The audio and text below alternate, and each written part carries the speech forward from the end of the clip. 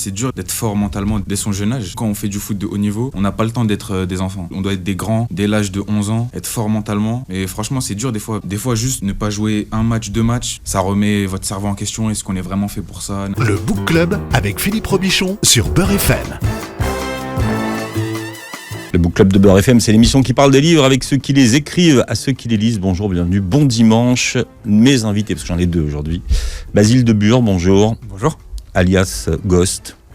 Il fut un temps, oui. Ouais, pour ceux qui vous connaissent, journaliste. Vous êtes un enfant de la balle, comme on dit. Exactement. Parce que vous avez suivi les traces de vos parents, qui étaient journalistes, mais vous auriez pu être un autre enfant de la balle, puisqu'enfant, vous rêviez d'être footballeur. Eh oui. Voilà. Et vous partez sur les traces de votre rêve brisé avec un récit en immersion. Exactement, ouais. C'est vrai que je rêvais d'être footballeur quand j'étais ado, mais malheureusement, j'étais pas assez fort. Du coup, j'ai pu un peu vivre mon rêve par procuration, puisque j'ai suivi pendant un an une équipe de U15 au Red Star. Voilà. Et vous nous expliquerez ce que c'est que U15, mais en fait, vous avez vécu Exactement. par procuration ce que vous auriez pu vivre à votre époque. Oui, tout à fait. Vous êtes venu avec Nadir. Bonjour Nadir. Bonjour. Vous êtes gardien de but au Red Star, c'est ça, depuis l'âge de vos 6 ans. Ouais, 5 ans. De 5 ans. vos 5 ans. Ouais. Ah ouais. Vous êtes le plus ancien de votre génération, en fait. Ouais. Et j'étais avec Sean aussi. Sean qui est arrivé, lui il avait 6 ans. Non, 5 ans. 5 ans 5 ans, comment? Enfin, c'était U6, mais U6, c'est les moins de 6 ans. C'est déjà. Quand on commence l'année, on n'a pas 6 ans. D'accord. U6, ça veut dire, pour ceux qui nous écoutent, Moins de 6 ans, ouais, c'est Ouais, ça. c'est ça. Comme ça qu'on classe les catégories. Et donc moi, mes U15, ils avaient 14 ans. c'est moi qui suis pas branché foot ou personne ne sait ce que ça veut dire, U15, U6 vous le saviez, vous, par exemple, Basile, avant d'écrire votre livre? Alors moi, je joue en club de foot toujours, à un tout petit niveau, mais je continue. Donc quand on est dans le quotidien d'un club de foot, ouais, on est un peu familier avec ces termes. Mais j'ai dû l'expliquer assez régulièrement. Ouais. C'est vrai que c'est pas forcément toujours évident. D'accord, donc vous publiez 2 pieds sur terre chez Flammarion. D'ailleurs, vous expliquez que quand vous êtes arrivé, Nadir a été quasiment le premier qui a trouvé que c'était une bonne idée de faire un livre. Ouais, absolument. C'est vrai que quand j'ai parlé de mon projet au tout début, je me rappelle très bien de ce jour où j'ai annoncé que j'allais faire un livre et j'avais pas beaucoup de réactions. Il y avait des garçons qui étaient encore un peu timides, qui se demandaient ce que je faisais là. Et ouais, il y en a quelques-uns, Nadir, Anis, qui ont eu une petite réaction, heureusement. Bon, soi-disant que vous avez un profil atypique, Nadir, ça veut dire quoi un profil atypique? Je demande à Basile. Moi, je sais pas. D'accord, bah, si vous voulez... C'est vous qui... Profil atypique, Ouais. le gardien. Bah, la particularité de Nadir, c'est qu'il est pas encore très grand par rapport à certains standards de centre de formation. De taille. Ouais, exactement. Mais bon, il est quand même très grand dans l'absolu, mais il y a des standards qui sont très élevés dans les centres de formation. Et puis d'ailleurs, il faut quand même dire aussi qu'il n'a pas fini sa croissance et que du coup, il rentre dans cette catégorie qu'on appelle les gardiens de petite taille, mais c'est quelque chose qui compense avec des qualités sur sa ligne athlétique et vraiment de qualité de jeu au pied qui font que c'est un très bon gardien. D'accord. Vous avez quel âge aujourd'hui, Nadir? Là, j'ai 16 ans. Faut pas être un peu fou pour choisir d'être gardien de but? Moi, je me rappelle pas, c'était sur un coup de tête. Hein. Et je me rappelle plus comment j'ai été gardien. Au début, j'étais joueur. Après, d'un coup, je suis passé gardien. Et après, je me rappelle. C'est un truc qu'on décide d'être gardien parce que... Bah, j'ai dû décider ça alors. Ouais. Parce que mes parents, ils étaient pas d'accord. Ils étaient pas d'accord avec ça. Moi, je voulais rien entendre. Et après, je suis passé gardien. Bien. Vous avez un père algérien et une maman marocaine, c'est ça? Ouais, c'est ça. Donc la question qu'on pose toujours dans ces cas-là, c'est si vous deviez choisir une équipe nationale, vous jouez où? Tink. Je vous préviens, vous êtes sur Beurre FM. Tink, tink. Choisissez bien votre camp.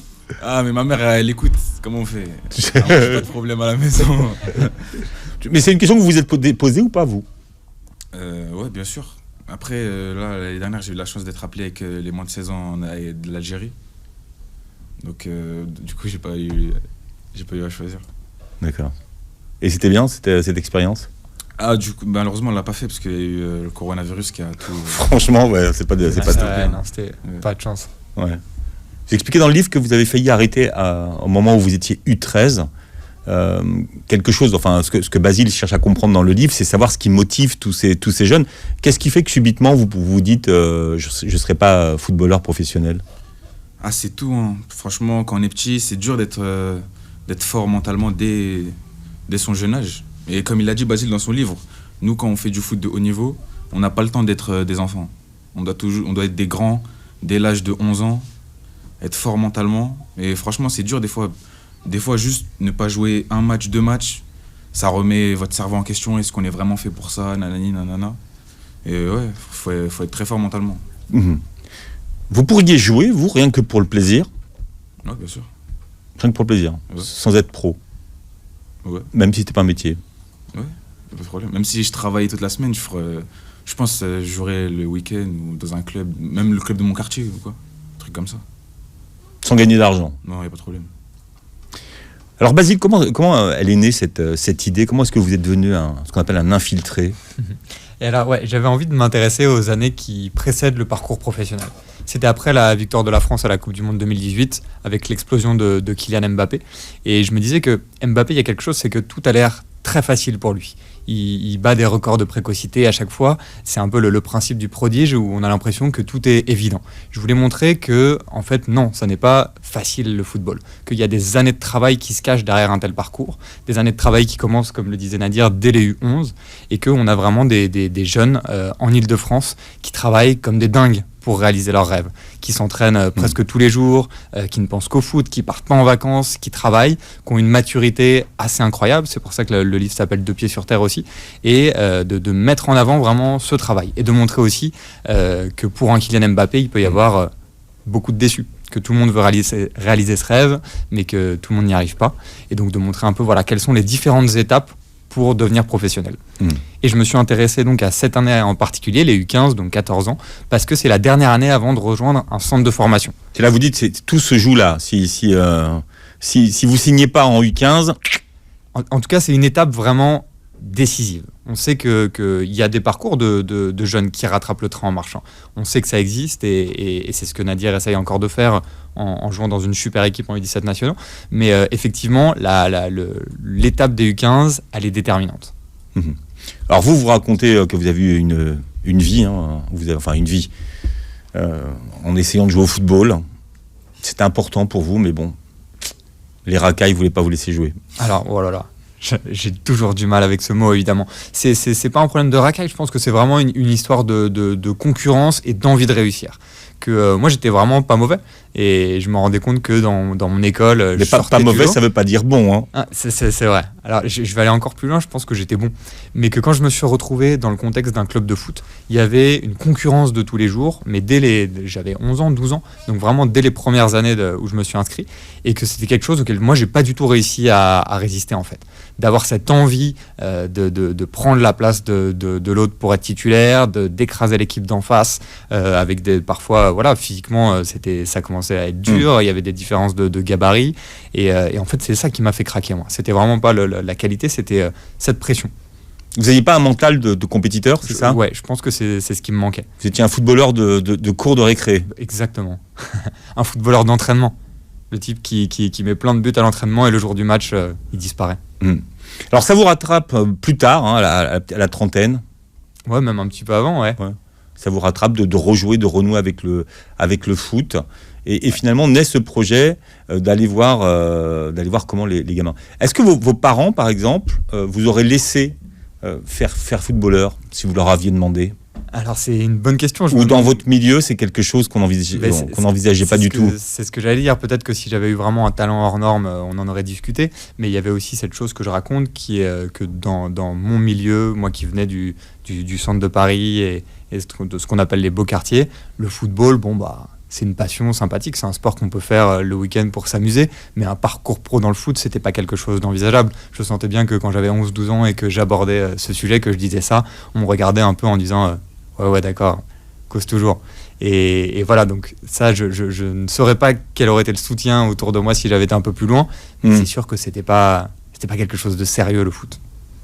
Quand vous avez, parce que vous avez presque suivi une saison complète, les U15 les avez accompagnés, est-ce que vous avez compris la différence entre eux et vous, ce qu'ils avaient de différent par rapport à vous à l'époque, quand vous vouliez être footballeur? Vous voulez dire dans la détermination, dans les qualités? Oui, absolument.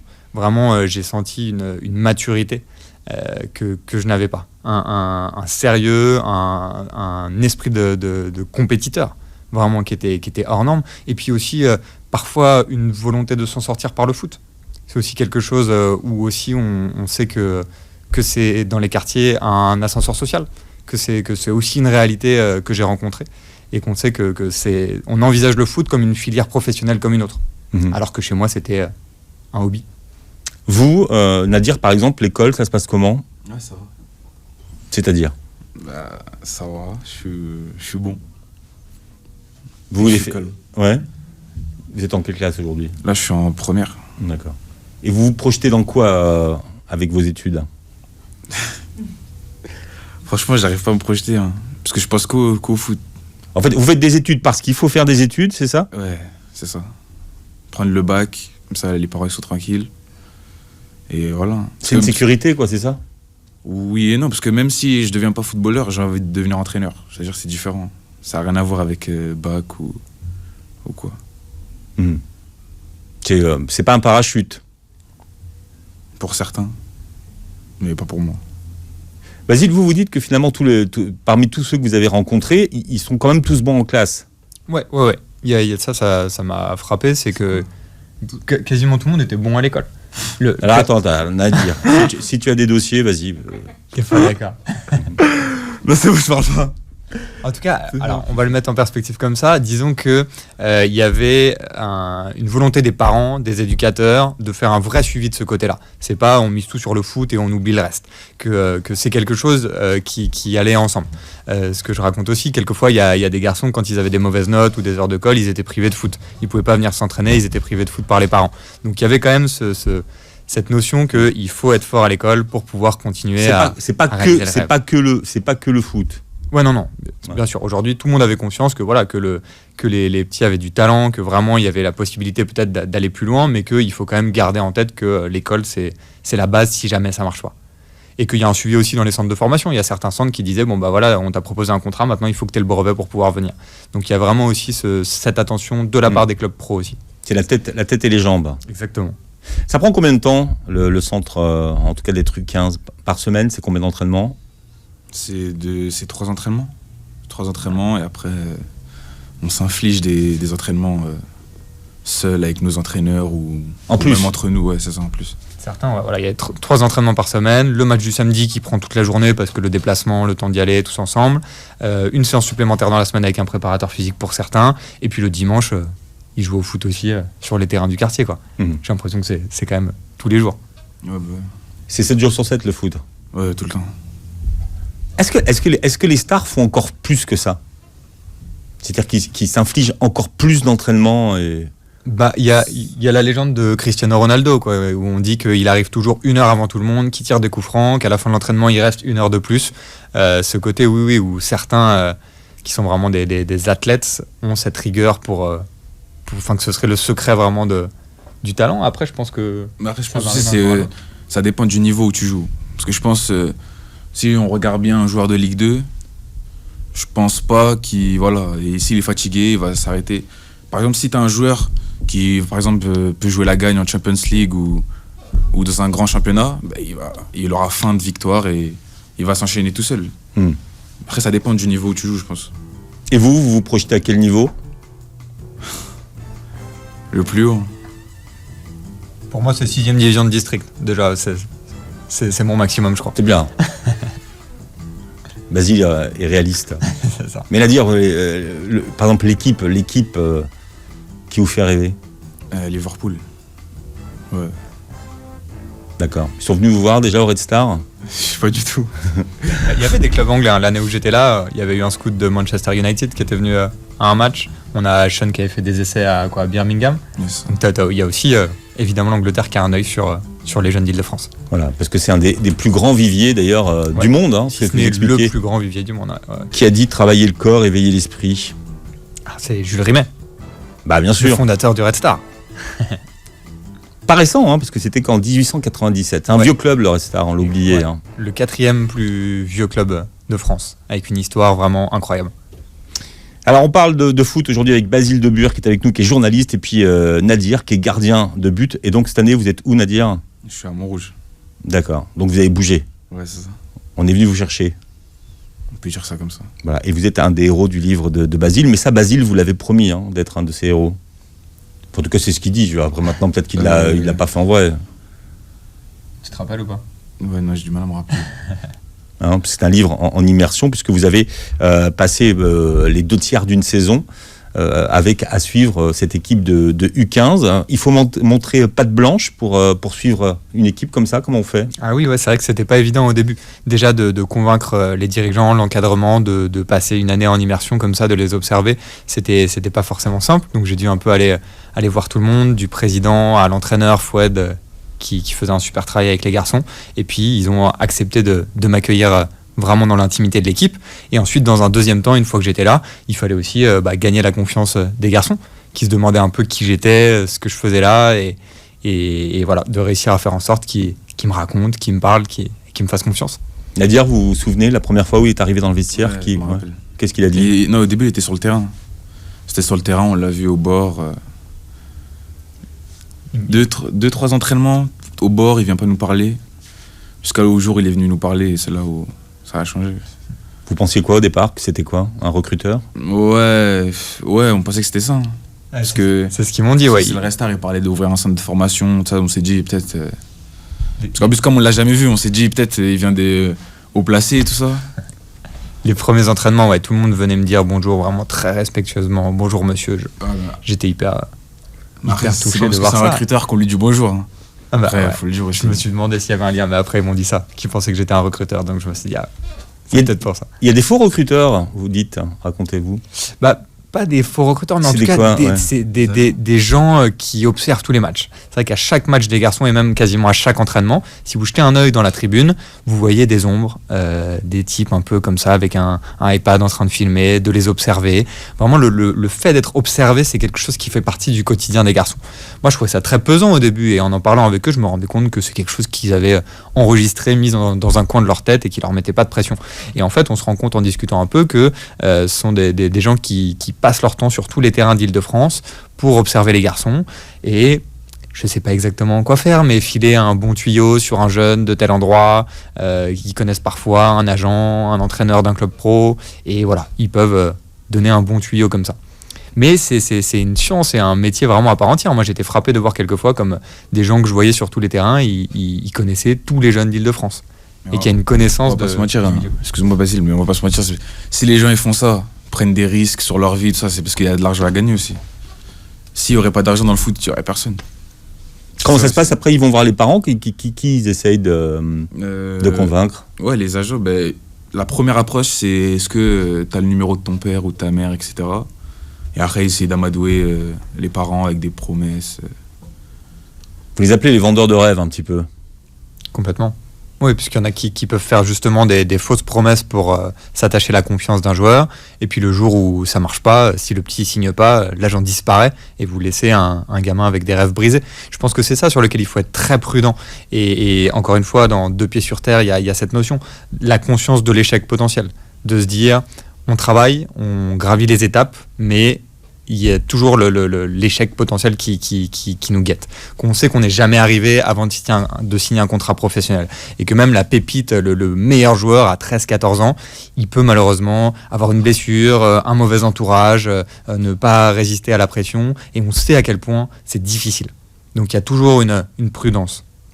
Par exemple, l'année où Basile vient vous observer, vous, Nadir, vous êtes en compétition. Enfin, en compétition, vous êtes en binôme avec un autre gardien et donc vous faites un match sur 2. Ouais, c'est ça. L'entraîneur, il a instauré ça au cours de saison. C'est ça, quand tu as 2 bons gardiens dans une même équipe, c'est difficile de faire des choix. Hein. Même Mais comment vous le vivez, vous, à ce moment-là, alors qu'avant, vous ne tourniez pas ? Au début, je l'ai vécu mal. Je l'ai vécu mal un peu. Et après, on s'est fait avec. Hein. Parce qu'après, c'est pas comme si c'était un inconnu qui vient à côté de moi non plus, tu vois. C'est quelqu'un qui travaille tous les jours, qui est un bosseur. Et puis, comme j'ai dit toujours, c'est un frère aussi. On est tous des frères. Mais qu'est-ce qui se passe dans votre tête à ce moment-là ? Quand vous êtes sur le banc à regarder le match ? Nous, en U15, il n'y a pas de banc. Donc, il y a 3 remplaçants seulement. C'est-à-dire qu'il prend que 3 joueurs. Et il se casse pas la tête à prendre un gardien en plus. Donc, les tribunes, on supporte l'équipe. Hein. Parce que nous, on pensait à gagner un trophée. C'est ça qu'on voulait. C'est-à-dire qu'à ce moment-là, le collectif est plus important que l'individuel, c'est ça que ça veut dire ? Oui, bien sûr. Parce qu'on savait, en fait, on savait tous que tout le monde, que un bon nombre allaient signer et allaient se barrer. On pensait plus à vivre notre dernière saison à fond. Et voilà. Ouais, c'est ça qui était super dans cette équipe, c'est que au-delà de la concurrence et du rêve de devenir footballeur, c'était aussi une vraie bande de potes, avec certains qui jouaient ensemble, comme Sean et Nadir depuis les U6, et il y avait vraiment un noyau dur de gars qui jouaient ensemble depuis des années, ce qui est assez rare dans les équipes en Ile-de-France à ce niveau-là. Alors dans votre livre, on voit les difficultés que vous avez, Nadir, à vous adapter à votre nouvel entraîneur. Qu'est-ce qui collait pas, par exemple, avec les méthodes de Foued? Non, c'est comme ça. Hein. Quand dans un groupe, il y a 2 personnes de fort caractère, je pense que c'est normal. Mais bon, après, avec du recul, on se dit que voilà. Mais Foued, je voudrais insister sur un point, c'est que c'était vraiment un super entraîneur, mais qu'il avait vraiment cette exigence. Il poussait les garçons au bout de leurs limites. Et que vraiment, à la c'est ce qu'on voit bien, ça, vous montrez bien ça. Et que parfois, c'est dur, qu'il faut... qu'il faut parfois crier, qu'il faut parfois faire jouer la concurrence, mais qu'au fond, à la fin de l'année, tous les garçons me l'ont dit, on n'a jamais autant progressé. Donc ils avaient été parfois bousculés en début de saison, le temps de s'adapter à ce tempérament, à cette exigence. Et puis au final, ils ont tous pris le pli et ils ont tous énormément progressé. Et puis ce qui est super avec Foued, c'est qu'on voit aussi qu'il s'attache beaucoup à cette équipe, qu'il a un super rapport avec les garçons et que voilà, il y a un truc presque paternel aussi qui passe dans la relation entre le coach et les joueurs. Parce qu'il explique que finalement, il n'aime pas avoir une équipe 2 années de suite, parce que quand on s'attache trop d'un point de vue humain aux joueurs, c'est difficile de faire des choix après. Exactement, ouais. Difficile de trancher, de mettre un joueur sur le banc si on s'entend bien avec lui. Et puis il m'a dit ça, et finalement à la fin de l'année, il a fini par conclure en me disant mais qu'est-ce que j'aurais aimé continuer avec eux, que s'ils les avaient eu une saison de plus... Si toute cette génération avait pu rester ensemble, de toute façon, ça aurait été une équipe fantastique l'année d'après. Nadir ? Ouais, ce serait monstrueux. Hein. On aurait fait mal. Hein. Malheureusement, le Red Star n'a pas encore de centre de formation, donc tous les garçons sont partis à droite, à gauche. Mais le jour où le Red Star pourra ouvrir son centre, ce qui est un de ses objectifs, et où ils pourront garder comme ça ces générations qui ont eu l'habitude de jouer ensemble, ça va être magnifique. Ils auront un formidable centre de formation. Donc je leur souhaite. Bon, alors sur le soundtrack du livre, on va écouter non ? Nadir, ça vous fait plaisir ou pas ? Parce que sinon, on en met d'autres. C'est où Ah si vous voulez, ouais. Ah, moi, je me rappelle plus, j'ai mis quoi hein. Parce qu'en fait, c'était une période de ma vie où j'avais mis un son au hasard. Ah bon ? J'avais pas fait attention. Parce que moi, je l'ai écouté. Alors, je vous dis que Royce, je l'écoute pas tous les jours. Hein. Pas de témoin. Ouais, en fait, c'était un son, il commençait à faire beau, ça ambiançait un peu. Donc, c'est fini, c'était l'année dernière. C'était il y a 2 ans. Ouais, ouais. Ouais, sinon, c'est Gloria Gaynor, I Will Survive, dans sa version originale de 78. Moi aussi. C'est pas mal. Dans la vraie, alors qu'est-ce que vous choisissez, Nadir ? C'est que la discothèque de Beurre FM, c'est pas comme ça. Nous, on a tous les choix, si vous voulez. Franchement, je sais pas. Bon, Nicolas, tu penses quoi ? Bon, Royce, on l'écoute moins. Vous êtes pendant une année, quasiment une saison, infiltré dans le club, dans le centre de formation du Red Star. Pourquoi le Red Star d'ailleurs ? Comment est-ce que vous avez choisi ce club ? Alors, quand j'ai commencé mon enquête, je suis allé observer un peu toutes les équipes d'Île-de-France. Je voulais vraiment trouver la meilleure équipe de cette catégorie. Une équipe dans laquelle j'avais une chance de trouver des futurs stars peut-être, mais en tout cas des jeunes qui allaient signer dans des centres de formation. Donc je suis allé observer toutes ces équipes. Je suis allé à Montfermeil, à Torcy, à Boulogne, à Colombes. Et quand j'ai vu jouer cette équipe du Red Star, j'ai eu un coup de foudre. Il y avait vraiment quelque chose dans le jeu, dans la qualité technique, dans la personnalité des garçons qui étaient sur le terrain qui m'a tout de suite séduit. Après, c'était aussi formidable d'être au Red Star parce que c'est un club qui a une histoire assez incroyable. Comme on le disait tout à l'heure, un des plus vieux clubs de France, mais avec aussi une tradition politique très forte, une présence de la culture très importante, avec une association qui s'appelle le Red Star Lab, qui est formidable et qui fait faire plein de choses aux garçons pour les sortir un peu du football. Donc il y avait vraiment une ambiance, un contexte à Saint-Ouen qui était... parfait pour mon enquête. Tu avais fait une performance d'ailleurs, Nadir, avec le lab. Ouais, c'est ça. Tu te rappelles ? Ouais, ça vous plaît Ouais, ça va, c'est bien. Ça fait changer un peu. C'est la performance d'ouverture des rencontres de la photo à Arles. Donc c'était quand même la classe. Ouais. Vous avez été approché par un directeur de casting aussi ? Ouais. Ouais. Pour faire du cinéma ? Ouais, c'est un film. Et ? Ben, je dis non. Enfin, j'ai passé des trucs là, que je sais plus comment ça s'appelle. Des essais, ouais, des castings, tout ça. Après, j'aurais dit non. Parce que ça prenait sur le foot. C'était pas assez bien payé ? Non, ça prenait sur le foot. C'est-à-dire que Ça finalement, prenait sur les heures pour d'entraînement. vous, le foot, c'est plus important que le cinéma. Ouais, bah oui. Et en plus, il y avait les menaces de fouet de notre entraîneur qui tournaient dans ma tête. Non. Moi, je voulais pas rater ça. À quel moment vous avez compris, vous, Nadir, la place que le football occupait dans votre vie ? À quel moment vous vous êtes dit, finalement, le football, c'est ma vie ? À 5 ans, c'est déjà ça ou c'est arrivé après ? Non, c'est venu à 10 ans, 11 ans. Bah, quand on a fait notre finale au Stade de France, Coupe 93, et qu'on l'a gagné, c'est là où je me suis dit, c'est ça que je veux faire. Mhm. Vous avez commencé au Red Star, vous aviez 5 ans. Donc là, vous avez quitté votre club. Ça fait quoi de quitter un club où finalement on a passé toute sa vie de joueur ? Ouais, ça fait bizarre. C'est pas une trahison ? Non. Non ? Non, je vois pas ça comme ça. Franchement, non. Parce que c'est pas un club rival. Donc, c'est pas comme si je suis allé au Paris FC ou... Alors voilà, vous expliquez que voilà, le grand rival, c'est le Paris FC. Ouais, bah, c'est ça. Ça, c'est la trahison intégrale. Ouais, pour moi c'est ça. La grosse trahison, c'est celle-là. Mais Montrouge, on peut Non, puis il a suivi son ambition aussi en allant à Montrouge. C'était aussi pour rejoindre le championnat U17 nationaux, qui est le meilleur de France dans cette catégorie. Et le Red Star, il y a une très bonne équipe, une académie super, mais qui sont en R1, donc c'est la division du dessous. Donc vraiment avec les ambitions de Nadir, ce qui était important, c'était d'aller au cran supérieur, parce qu'il a un niveau national. Nadir, vous êtes d'accord avec ce qu'il vient de dire, Basile ? Je sais pas. D'accord. Ceux qui verront la vidéo verront que voilà, il sait pas. Vous avez réussi à répondre, Basile, aux questions que vous posiez au départ de votre enquête, c'est à savoir finalement quel était le parcours typique d'un gamin aujourd'hui qui voulait être footballeur professionnel et combien y arrivait. Ça veut dire combien reste sur le carreau. Ouais, j'ai une partie de la réponse. En tout cas, pour ce qui est du Red Star et de l'Île-de-France, c'est aussi mon enquête, elle parle aussi vraiment des clubs amateurs en région parisienne. Je pense que c'est un peu différent si on va dans le reste de la France. Mais en tout cas, oui, j'ai eu une partie de ma réponse.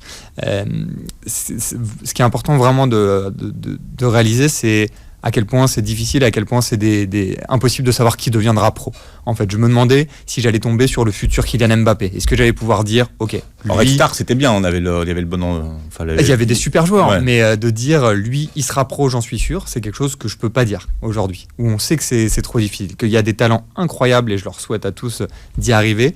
Mais en fait, en écoutant leurs histoires, aussi d'autres joueurs, de certains qui sont partis en centre et puis qui sont revenus après parce que ça n'a pas marché, de talents incroyables, mais qui se sont pas accrochés, qui ont arrêté de venir à l'entraînement alors qu'ils auraient signé en centre de formation sans problème.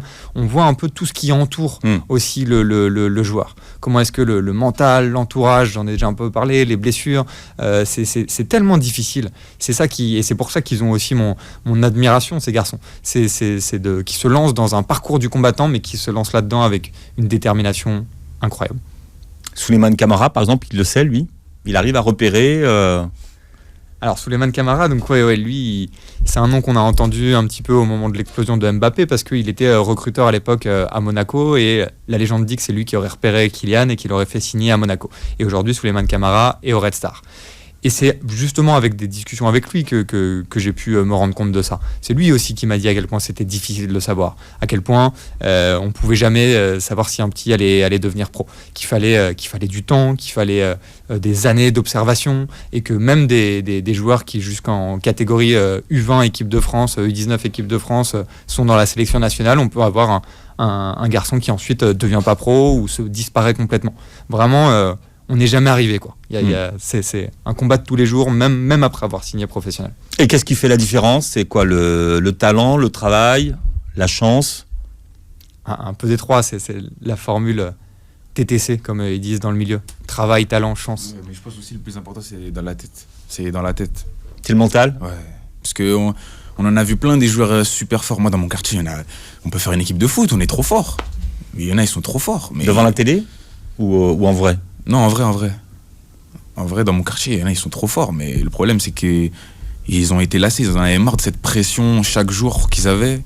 Le fait d'être dans un centre, par exemple, avoir une routine, se lever très tôt, école, foot. Parfois, c'est gavant pour certains. C'est ça le problème aussi. C'est cette pression-là qui est dure à gérer. Ouais. Parce que le talent, c'est pas un problème. C'est pas un problème. C'est juste ce que tu as dans la tête et l'envie que tu as. Parce que moi, il y a une phrase que j'entends toujours, c'est pas toujours les meilleurs qui réussissent. C'est ceux qui ont le plus envie. C'est ça qui fait la différence. D'ailleurs, au foot, c'est pas toujours la meilleure équipe et l'équipe la plus forte qui gagne. Absolument. Une exception vraiment propre au football. Comment vous travaillez votre mental, vous, Nadir, par exemple? Un Avec, coach? Est-ce que vous avez un coach mental? Non, faut aller jusque-là. Mais Est-ce que vous connaissez des gens qui ont des coachs mentaux? Ou non, pas à ma connaissance. C'est pas encore arrivé? Non. Basile, vous connaissez des... Dans les clubs pro, on sait ils ont de plus en plus recours justement à des préparateurs mentaux, à des psys. Il y a plein d'exemples de joueurs vraiment de talent, mais qui avaient ce blocage et qui sont sortis avec l'aide d'un psy. Mais je pense quand on vient d'un milieu, parfois un milieu dur, où c'est pas toujours facile de vivre dans des milieux comme ça, dans les banlieues ou quoi, le mental il vient tout seul. Il vient tout seul. Et voilà. Et aussi au foot. Au foot, ça forge un mental incroyable. Dès l'âge de plus petit. On sait déjà qu'est-ce qu'on veut faire, qu'est-ce qu'on doit faire. C'est ça qui fait la différence. Il y a une idée reçue sur laquelle vous voulez revenir, Basile, c'est le fait que les footballeurs ont cette image d'enfants gâtés. Ouais. Absolument. Mais c'est ce que je disais tout à l'heure, des prodiges pour qui tout aurait été facile. On cache un peu justement le travail en parlant que des grosses voitures, du côté un peu bling. Je pense qu'il y a eu aussi une génération, la génération 87, je pense notamment avec des Nasri, des Benzema, des Ben Arfa, qui en a pris beaucoup justement dans la gueule par les médias parce qu'ils n'avaient pas conscience encore de la puissance de l'image, des réseaux ou des Anelka qui ont été très maladroits dans la gestion de leur communication et qui du coup sont devenus un peu des boucs émissaires et qu'on leur a mis plein de choses sur le dos en les faisant passer pour des mauvais garçons alors que c'était, je pense, beaucoup plus de la maladresse. Et que cette génération-là qui est en train d'arriver, elle a beaucoup plus conscience de ça. Je pense aussi, de l'importance des réseaux, de l'image, d'avoir la tête sur les épaules, de ne pas se faire avoir par tous les problématiques liées à l'argent, et qu'il y a eu vraiment, grâce aux petites erreurs de la génération précédente, une prise de conscience des plus jeunes sur cet aspect-là. Nadir, les footballeurs, c'est des enfants gâtés ou pas? Non, on n'est pas des enfants gâtés. Des fois, c'est même entre nous, on se prête des crampons quand on n'en a pas, tu vois. Que des petites histoires comme ça. Mais non, rien à voir. Rien à voir. Ça, c'est une fausse image. Ouais. Après, il y a évidemment de tout, mais je pense qu'aujourd'hui, tous les footballeurs ont des fondations, travaillent avec des associations, réfléchissent beaucoup à la façon dont ils peuvent aussi rendre ce qu'ils ont eu. Quand j'en parlais avec les garçons, d'ailleurs, c'est une question que je leur posais souvent. Si tu deviens millionnaire, que tu réussis, qu'est-ce que tu vas faire? La première chose qu'ils disent, c'est la famille, et puis ensuite d'aider les autres. C'est un réflexe. Bon, peut-être qu'ils me disaient ça parce qu'ils savaient qu'il y avait un livre derrière. Non. Mais en tout cas, il y avait vraiment cet altruisme. Donc pas d'avion. Nadir, pas d'avion. Une fois dans la vie, ça fait pas de mal. Mais c'est tout. Perso, quoi, je veux dire, privé. Non, ça sert à rien. Mais bon, après, je veux pas non plus idéaliser les footballeurs et les faire passer pour des anges. Il y a beaucoup de défauts, mais c'est vrai qu'il y a encore quelque chose quand même ancré dans les mentalités. Encore à la Coupe du Monde, je me rappelle d'un lancement d'Anne-Sophie Lapix sur le JT où vraiment elle a eu une petite réflexion hyper désobligeante et je trouve ça dommage qu'on est encore dans un coin de la tête. Mais c'est français, ça, de toute façon. Oui, bien sûr. C'est très français. Complètement. Ou de toute façon, le sport, c'est quelque chose qu'on méprise un peu, qui n'est pas encore quelque chose de sérieux. Pas comme dans d'autres pays où c'est très valorisé. Là, il y a quelque chose, le football, bon, c'est pas vraiment sérieux, quoi. C'est dommage. On reste des gens qui courent derrière des ballons. Exactement. Vite. Vous allez à Argenteuil, donc il y a un match à Argenteuil, et vous vous posez une question, la question de savoir quel impact la phrase que Nicolas Sarkozy avait dite sur la dalle d'Argenteuil avait eu sur leur vie. Vous avez répondu à cette question? Alors déjà, cette phrase... C'est 2005, donc Nadir... Ils étaient trop petits pour s'en rappeler, mais c'est sûr que c'est... Ouais, j'étais né. Ouais, t'étais né, je sais pas si tu t'en je me rappelle. Ouais. Il était allé sur la dalle d'Argenteuil pour dire aux gens on va vous débarrasser de cette racaille. Quelques semaines avant, il avait fait des déclarations à la Courneuve sur le Karcher. Et je pense que oui, que depuis Sarkozy et aujourd'hui encore avec les déclarations de Gérald Darmanin, on a une façon de voir les jeunes de quartier qui est tellement négative en France, de les stigmatiser, de les résumer à ce genre de choses. Et c'est vrai que moi, c'est quelque chose qui me touche beaucoup, qui me fait de la peine, que je travaille aussi dans une association moi qui fait de la réinsertion pour les jeunes des quartiers, et que c'est un contexte dans lequel j'évolue depuis de nombreuses années, et que ce soit avec cette enquête ou mon travail associatif, je me rends compte à quel point les idées reçues sur les jeunes des quartiers, elles sont biaisées, elles sont fausses, et c'est ce que je voulais aussi montrer dans ce livre. Comment est-ce qu'on peut avoir du sérieux, de l'intelligence, de l'humour, l'envie de réussir. Et une question que je me suis posée aussi, c'est qu'aujourd'hui, on a réussi vraiment à créer un modèle d'excellence dans le football en France. En Ile-de-France, on a un tissu de clubs amateurs, des formateurs formidables qui font que si on a une pépite qui naît, un jeune prodige du foot, il sera repéré. Quand est-ce qu'on va faire la même chose dans les quartiers pour le prochain grand écrivain, le prochain grand avocat? Quand est-ce qu'on va se rendre compte de la richesse qu'on a dans ces quartiers et qu'on va réussir à leur donner justement les moyens et la chance de s'en sortir? Bien. Les Algériens sont très représentés, d'ailleurs, vous dites. Il y en a pas mal, ouais. Ouais. Il y avait un peu de tout, mais c'était Algériens, Marocains. En force au Red Star. Cameroun, Congo. Nadir. On est partout. De pieds sur terre, aux éditions Flammarion. Vous allez voir, c'est les coulisses. Si peut-être que vous avez des enfants qui veulent épouser cette carrière de footballeur. Voilà, ça va être très instructif. Merci Basile, merci Nadir d'avoir été avec nous ce matin. Et vous réécoutez l'émission en podcast sur beurrefm.net. Et vous regardez la vidéo sur la chaîne YouTube. Merci et bon dimanche.